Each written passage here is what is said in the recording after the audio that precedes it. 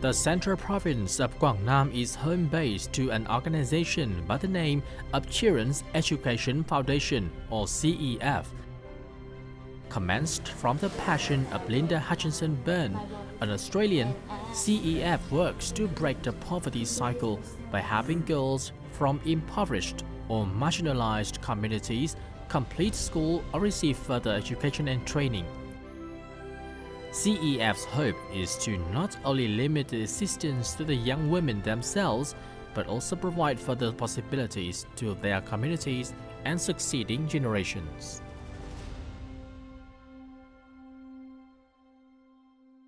Helping girls to grow to be women with choices. Now, these are the words of our featured guest of Talk Vietnam today. She is the founder of the Children's Education Foundation, or CEF, here in Hoi An of Guangdong Province. Her name is Linda Hutchinson Byrne, and she's here with us on our Talk Vietnam today to share more about her journey and that of CEF in fostering future dreams and possibilities for girls in need here in the province. Thank you very much, Linda, for joining us. Thank you for inviting me. Yes, now as we've seen in the introduction, Children's Education Foundation focuses very much on the education and ensuring the education of girls. I know recently you've focused on a few boys, but mainly your focus is on girls and young women. Why is that? Well, we believe the girls in Vietnam need more assistance with education than they can get from their families a lot of the time. We believe it's still quite strongly a patriarchal society, and in poor families often the boys are the priority when it comes to spending money on their education. So we feel we want to help the girls because also in Vietnam a lot of the women are the main provider for a lot of the poor families. The women are very hardworking and they don't have many opportunities to earn much money if they're not educated. Yes. So we feel if the girls are educated and they're from a very poor family, they're going to have many more opportunities.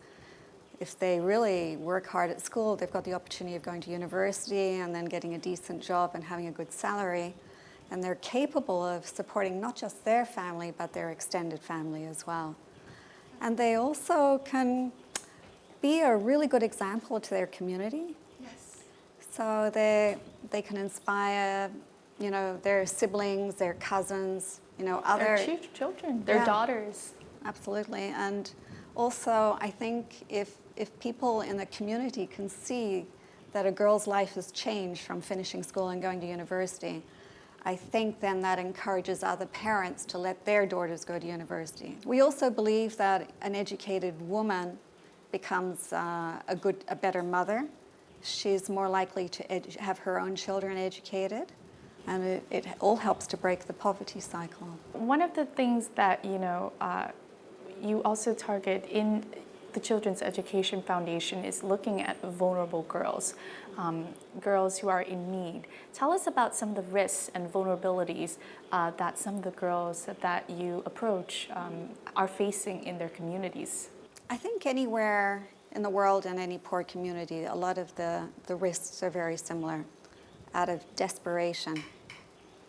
So in some communities, the parents and the uncles or the brothers will even sell off their own sisters and their mothers. And this is a known fact now.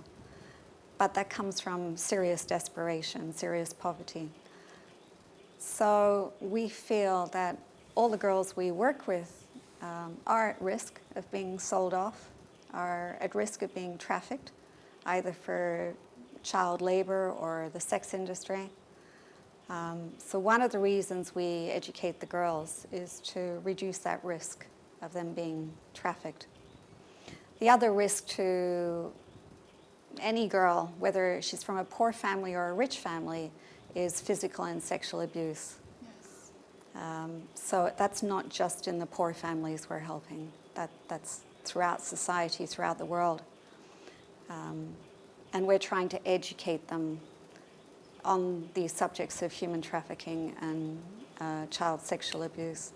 So they understand them and they can avoid these things happening. While the organization itself was established in 2004, Linda Hutchinson-Byrne has been supporting the education of Vietnamese children since 1999. She raised funds in Australia to sponsor 3 Children's First. Her operations then expanded to supporting a Khmer ethnic community in the Central Highlands, raising money to build a medical clinic there with the Red Cross. The Vietnamese government recognized CEF's work when it was established and asked the organization to focus their efforts, from which point they focused on localities where they had the most children, Quảng Nam and Thái Bình. Currently, CEF sponsors a total of 250 children and youths in these localities. Tell us about the situation here in Quảng Nam province, some of the kind of the conditions of the families that you've visited and the difficulties that some of the girls here face. One family, there's four girls, a mother and a father. The mother has mental illness and she has to be heavily sedated. So they give her medications that last 2 days. The first day she sleeps all day. The second day she's normal. By the end of the second day she starts to be aggressive and they have to medicate her again. And this cycle goes on and on. The dad is the only person earning money to support the girls. So he does laboring work as well as farming work. And the girls are left alone most of the time when they're home. The eldest, at the time we were introduced to the family, the eldest left school at a very young age. She was only 16. And she went to work in a coffee shop. Now she's a bit older and she's training as a hairdresser. But the other 3 girls are, they're left on their own. They've got to be disciplined about getting to school in time. They've got to do their homework. But they also have to do their own cooking, their own washing, their own dishes, everything for themselves because dad's out working and mum's not available. Yes. So that's one example. How do you normally seek out the qualified girls and children that you seek out to, sponsor? Is there a certain criteria that you look for? Since of course there are many children and people in need here in the province and the country. We don't seek them out, so they're referred to us. Oh, okay. So we work with a government partner in each province that we work in. And that government partner refers the children to us. But also some of the children are referred by their neighbor. So we might be helping someone in a community and they say, well, my neighbor is just as poor as me. Can you interview them and help them? It could be my staff might know of a case. Sometimes they see a family on TV and there's been a disaster. And sometimes through pagodas, because a lot of poor people go to pagodas and say they need help. Yes. What forms of support does the Children's Education Foundation provide the girls in order to maintain their education? We get a sponsor to take on a child, and they're committed to that child and their whole education. Yes. So if that sponsor starts with a child in grade 4, they will see them through to the end of grade 12. And if they can afford to, they'll help them with university. Sometimes they can't afford to, so then they might share that university sponsorship with someone else. Yes. Sometimes we have to find someone else to take on that sponsorship, or we try to raise money for university sponsorships as well. What does that fund provide the students with? So the sponsorships, our goal is that it covers all their required costs for school. And that varies quite a lot with each child because it depends if they're registered as poor or nearly poor or if they've lost their certification. So we hope it will cover all the basic fees or contributions, plus school supplies, school uniforms, hat, shoes, things like that, and compulsory extra tuition in school, and hopefully some of their extra paid tuition out of school hours as well. One of the main kind of activities that ensures the operation is home visits. Tell us about how essential is this in the process of helping the girls? We believe the home visits are crucial, and every child has 2 home visits a year. And the purpose of that is we have to make sure they really do still need help. And we need to see, do they need less help and do they need more help? Because in poor families, things change really quickly. For example, there's often an ill parent, medical costs could skyrocket, or one of the parents could die and there is less of an income. There's only the income of one working parent. So one of the things we're assessing with every home visit is what's happening with the family. And then we're also assessing, how are they doing with their education? Do they actually need any more help? So that's very important. I got the chance to follow Linda and her staff member on one of the home visits to 2 locations, Duy District as well as Guisun District, some of the poorer areas here in Guangnan Province, in order to meet some of the girls who are sponsored by the Children's Education Foundation. Do join us in the following. The peaceful countryside of Guangnan Province. Our first visit is to a student that CEF has been sponsoring for a year. She is now in 10th grade. It's lunchtime and she's cooking for a family of 2. Hiện tại thì em đang sống với ông ngoại khoảng 76 tuổi rồi. Ông em thì đã không còn đi lao động như hồi trước nữa. Còn mẹ em thì cũng đi chạy thận tuần 3 lần. Mỗi tuần như vậy á, là mẹ em phải tốn tới hơn 500.000 để phục vụ cho việc chi tiêu chạy thận. Alongside government policy support for their poverty status, the family is left with no source of labor or income. The then barely 13-year-old had to work. Khi chưa có sự hỗ trợ của cô Linda thì em có làm việc ở dưới chợ.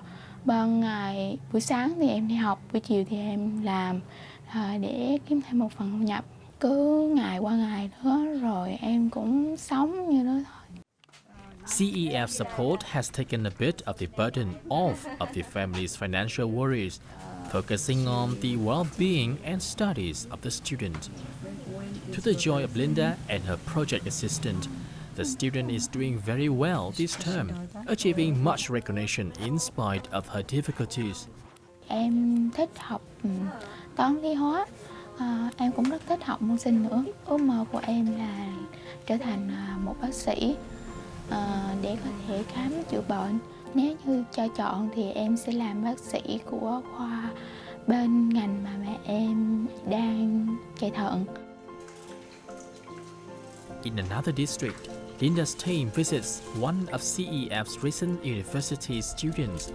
Raised by her single mother and grandmother, she is the first in her family to make it into university. Her mother's modest salary from housekeeping was barely enough to feed the family, let alone pay for the school fees. Lúc hắn đạo đại học thì tôi rất mừng mà tôi đang lo. Tại vì tôi cũng nghĩ là đại học tiền Nam 30 mấy triệu tôi không có đủ, thì tôi sợ mình sức khỏe của mình lồn có ra để nuôi hắn đại học nổi không. Đừng rất là mừng, tại vì tôi nhờ có đoàn này tôi mới có con tôi học, là chứ còn không có đoàn này thì chắc hắn cũng học tới hết 10 hơi hắn nghĩ thôi. It is in visits like this that Linda and her staff member catch up with their students on their life and study. Bọn mình không muốn là chỉ làm việc như những người xa lạ với các em, mà muốn gia đình và các em và tổ chức và có cái sự gắn kết gần gũi để các em có thể chia sẻ những cái mà các em mong muốn có được, hoặc là những cái khó khăn trong gia đình. Sự giúp đỡ, sự đồng hành của cô Linda và những cô chú để nuôi em, với lại những anh chị đã giúp đỡ em, thực sự là rất là cao quý. Tụi em xúm lại hội đã giúp y như một gia đình nhỏ đó chị, rất là hạnh phúc. Em thấy hội rất là tuyệt vời. Home visits, as Linda stated, are essential to learning the sudden changes within the family. In this home, for example, where the mother suffers from mental illness, this 8-year-old also requires a lot of emotional support. She is the second in the family to receive support from CEF after her older brother. Cô Linda đã giúp con được có xe đạp để đi học và nhận được tiền học bổng. Trong tương lai con vốn chữ Việt Nam ạ. Con thích nhất là lớn lên con làm nghề công an. The families have different backgrounds, stories, and varying degrees of needs. For project employees like Thúy, this has been a source of inspiration in her work. Mọi người nghĩ là tổ chức từ thiện thì đem lại những cái lợi ích cho cái người mà khó khăn hơn mình. Nhưng thật ra nhân viên bọn mình không chỉ là cảm giác là được hỗ trợ người khác, nhưng mà có cảm xúc là học hỏi được rất là nhiều từ những gia đình đó. Đặc biệt là cái sự mà kiên trì và cố gắng vượt qua cái khó khăn đó. Điều đó làm mình rất là khâm phục những cái gia đình như vậy.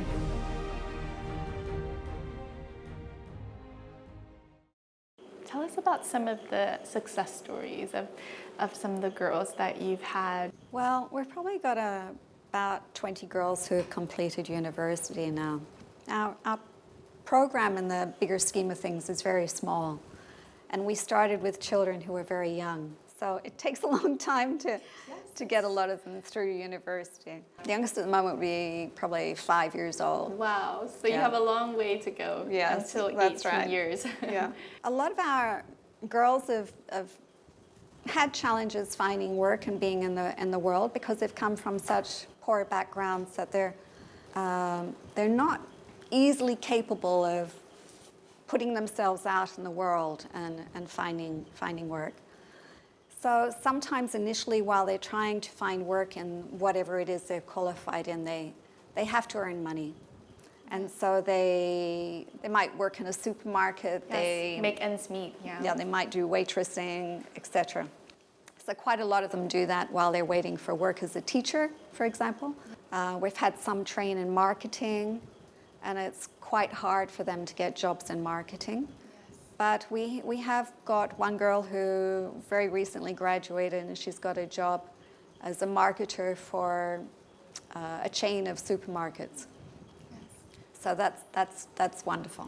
What do you think about the willingness to succeed and the effort of some of the girls in your program? We're quite surprised sometimes when they come from really poor backgrounds and they've never known anything except grinding poverty, how determined they can be and how focused they can be.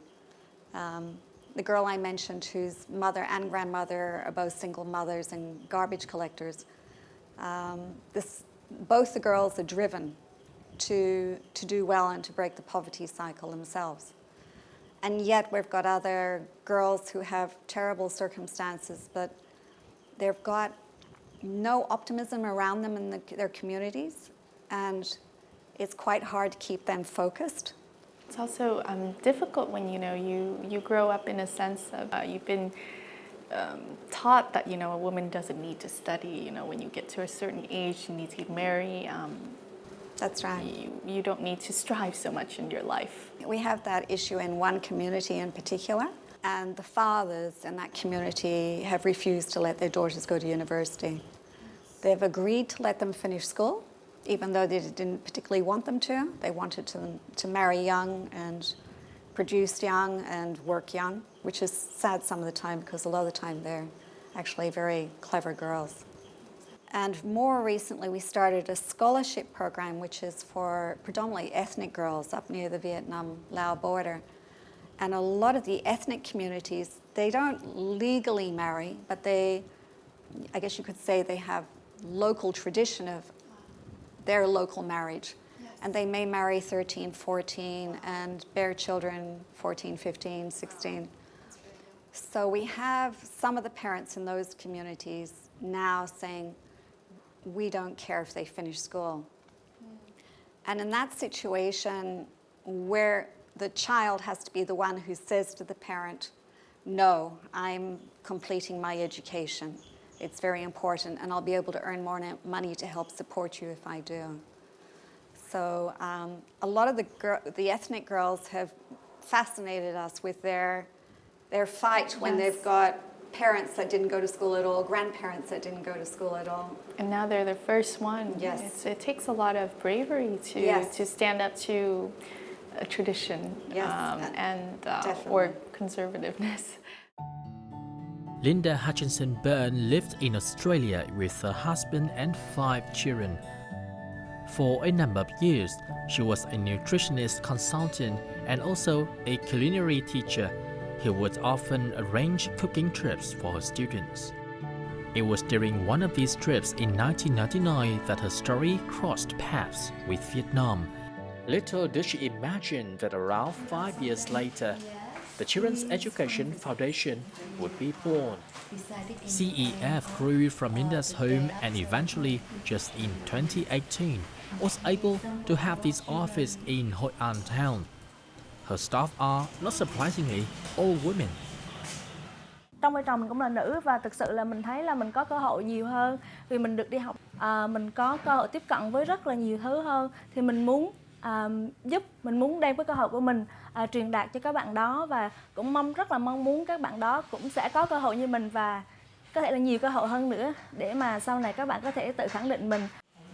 The project staff members are essential in staying in contact with the sponsored student, becoming a liaison between the sponsors and the students through translating letters or arranging visits, as well as conducting home visits, as we have seen. The team is a tight-knit family who works with passion for the children they are helping. Một trong những nhân tố mà để mình quyết định ở lại làm việc ở CEF cũng là vì cô Linda. Mình thấy được cái tâm huyết của cô rất là nhiều. Cô không những là chỉ mang học bổng, là tức là cái số tiền cô tài trợ cho các em, mà cô còn lo cho các em về tất cả những về kỹ năng mềm cũng như là về cái cuộc sống của các em. Các em có được đi học đầy đủ không? Các em có được ăn uống đầy đủ không? Sức khỏe của các em thế nào? Mình cảm thấy rất là cảm kích vì điều đó. The students' achievements are also a source of inspiration for the team members. Càng ngày thì mình thấy là số lượng trẻ mình giúp càng có nhiều trẻ đạt điểm số cao trên trường, và cũng có một vài bạn đã tốt nghiệp và đã có được những công việc rất là tốt, thì đó là một cái động lực để giúp mình gắn bó với công việc này nó lâu hơn. What initially brought you to Vietnam? I think that the first trip was in 1999. That was to do research to actually bring my cooking students over to Vietnam, because I was teaching Vietnamese cooking in Sydney. Oh, wow. For some reason, I just really loved Vietnamese cuisine. I think I loved the freshness of it, the variety of it. I understand that during this trip that was supposedly for research for this culinary tour, something else touched you as well, and that was probably, the beginning steps of what later on would be your foundation. Well, on that first trip, I also decided to learn more cooking here, and I organized to study with a nun, a Buddhist nun, and I went to her house to learn cooking. And she had left her pagoda, and she was a house nun, and she was looking after 3 children. And she asked me to adopt them. Wow. And I couldn't adopt them because I had 5 of my own children. And I found out she couldn't afford to send them to school. She could afford to feed them and clothe them. So we made a deal that I would raise money for their education if she fed and clothed them. And that was really the beginning of the charity. She was incredibly compassionate, and the children their parents had basically separated, and they had remarried, and they couldn't look after the children. So she'd left her pagoda to look after them. So I was very upset, and of course I wanted to help. They were very lovely children, and the eldest she's like my daughter. I feel very close to her. She must be much older now. She's been a long time. She's an adult. Yes, she's married. She's one of the first Yes. girls here in Vietnam Yeah. that you sponsored. Yeah. What happened after that journey? After you came back to Australia, and knowing that you had agreed that you would help these children, what happened then? I started doing meals and invite my friends over. I'd cook a Vietnamese meal and say, please come over, make a donation. And I talked to them about Vietnam, and I talked to them about the children. And I raised money that way to pay for their education. But then bank transfer fees were so big that I decided actually I would take the money back so none of it got wasted. So then I had to get my cooking students to want to come to Vietnam. And then I'd put together a tour, take my students to Vietnam, give them a culinary tour and visit the family and take the cash to them. So I did that on an annual basis. About 4 or 5 years I did that. And each time I came back to Vietnam, I started doing something else, like I took on the education of some children in an orphanage. I decided that there was a community in the Central Highlands that was very sick, and they, more than education, they needed medical help. They were the Coho. This was a community of Coho. So when I came on my trips, I would bring a lot of clothing for them, particularly for the babies and the young children. I also brought medical supplies, but I also raised money to build a medical center for them when I was doing my meals. So once I raised enough money to make sure the education of the 3 children was covered, I started raising money for building a medical center in this community.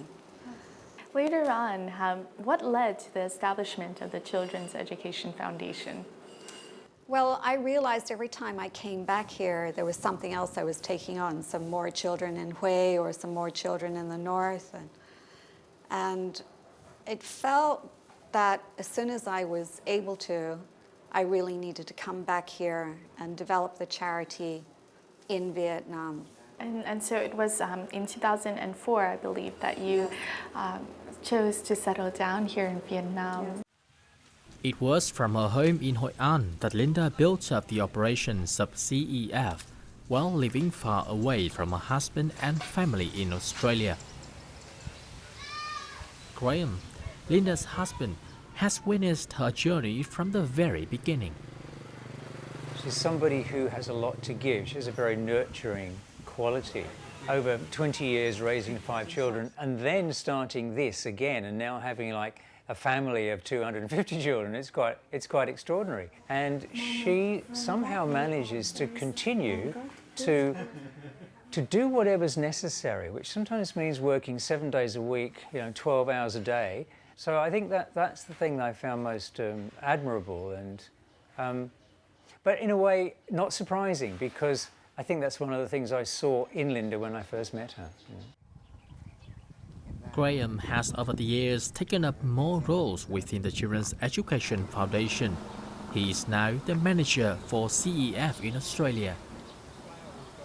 I'm responsible for liaising with, keeping contact with all the sponsors who live in Australia and New Zealand, in that part of the world. And also I spend about 6 months of the year here doing what I do in Australia, working with the staff, editing, visiting, home visits, and helping Linda wherever I can. Graham is also instrumental in training the staff members of CEF in soft skills, organizing weekly English classes like this whenever he's in Vietnam. The staff members are also taught in skills on how to interact and build connections with the sponsor students and their families. Do you have any difficulty in finding the sponsors for such a large number of girls? And where are do some of these sponsors come from? Sometimes it's difficult, particularly for our university students or grade 11 and 12 students, because the cost is higher. Yes. The majority of people who want to sponsor would like to sponsor a young child, but a lot of them want to know the child from young, and they actually want to come and visit them, and they want to see them through their education. We live in a very interesting time, and most of my sponsors I'm actually finding through Facebook these days. Really? Yes. Wow. Social media. Yes. Yes. It's amazing, really. What do you think about the relationship between some of the sponsors and the children? There's a lot of care. We have a lot of very amazing sponsors who really care about their children. One today actually was saying, I'm worried about her having enough to eat at university. Could I give you more money so that she, has enough, because she needs to be sustained to do her studies. So that's very sweet, because university already is a high cost. So sometimes we'll invite the children over to the office and the sponsor over, and they have a meal together and they chat and the staff translate for them. Those relationships are very important. Linda and Graham are organizing an information update meeting for one of their long-time sponsors, American citizen Manes Campbell. Manes has been an expat living in Vietnam for the past 9 years. When I first heard about Linda's project and saw the longevity of it, and I was very touched by the children that I read about and how difficult their lives are at home and low financial prosperity. So I really wanted to help them. Manes is currently sponsoring the education of 9 girls in the foundation. He is meeting with some of the sponsored students at CEF today at Linda's home office. Many are nearing the end of high school after receiving financial assistance. Năm trong em mang lớp 9 là mẹ em bị bạn qua đời. Thì bạn ung thư. Từ thì chỉ còn bo đi luồn. Em cảm thấy rất là vui và em bất ngờ khi được chú giúp đỡ vì số tiền để mình có thể trang trải trong học tập. Em có thể thêm vào tiền để đi học thêm và nộp các khoản học phí rồi bảo hiểm như kia trên trường. I think her work has created a huge family, that it feels like the work of a big family. And the children I have visited at their homes, so I know their families, I've met their parents. Every year it's more rich because now they show a love for me, and I feel very close to them, and they're willing to risk speaking in English to me. So I find many benefits from it. Today, Manes is also giving out his bike to one of the students. She has had to catch rides with friends in order to get to school. Trong tương lai thì em muốn có một công việc thật tốt để không có phụ lòng người đã hỗ trợ cho em học tập. Em cảm ơn bác rất nhiều vì đã giúp em được học tập tiếp trong con đường mà em tới tương lai của em. Và em chúc bác có một sức khỏe dồi dào.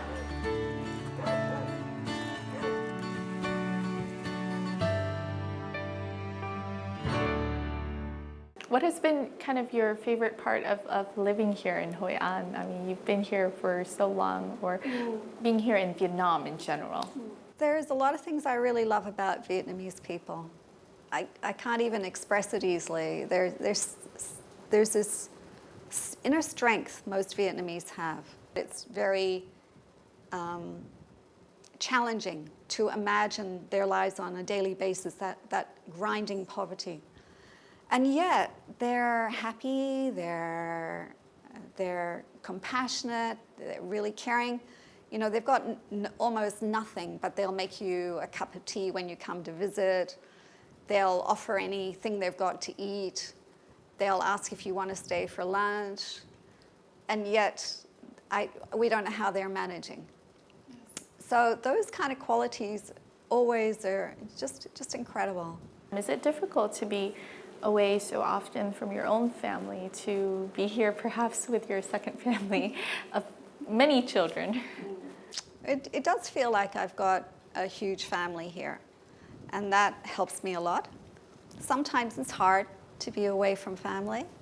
You know, when you miss birthdays of your grandchildren, and, you know, there are times where I would love to be with them, but I can't be in 2 places at the same time, and I have chosen to spend this period in my life, you know, here working with the families here and the children here.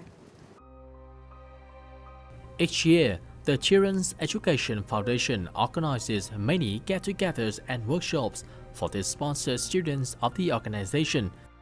Many workshops concentrate on raising awareness of the girls on risks that they might face, such as sexual harassment, abuse, or trafficking. In the water terrains of Quảng Nam Province, the girls also get a chance to join in Water Safety Days, where they get to learn swimming, safety, and rescue tips, as well as simply bond and have fun. Through these activities, the CEF family has grown even closer, helping the girls to develop and boost their confidence levels.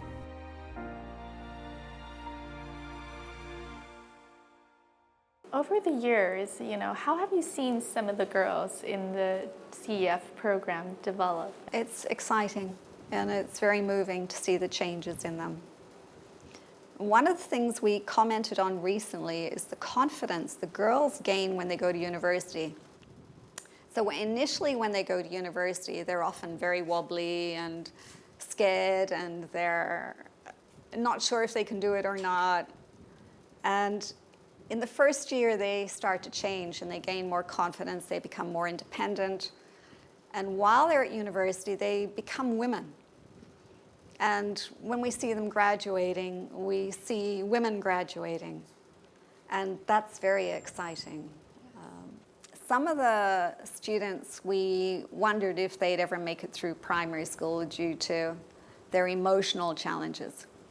We've got quite a lot of that have been abandoned by their parents. And it's caused, a lot of emotional problems for them.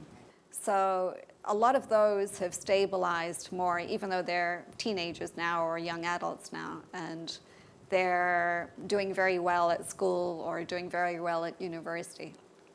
So that's lovely to see because, we worried about some of them for many years. You once said that there is no return in this work that you're doing. What keeps you motivated to carry on this work? I don't know. It just feels so important to me for the women here to complete their education and to have opportunities, to have a better life. It feels like they deserve it, and it gives me great joy to enable that to happen and to enable the sponsors to help them to have that. I can't do my work without my staff. I can't do it without my sponsors and donors. But together as a team, there's something very exciting about that, to work together to help a girl to have a completely different life with choices and to have a good future. And I think that is enough to keep me doing it. It's a very gratifying experience, isn't it? It is. It feels important.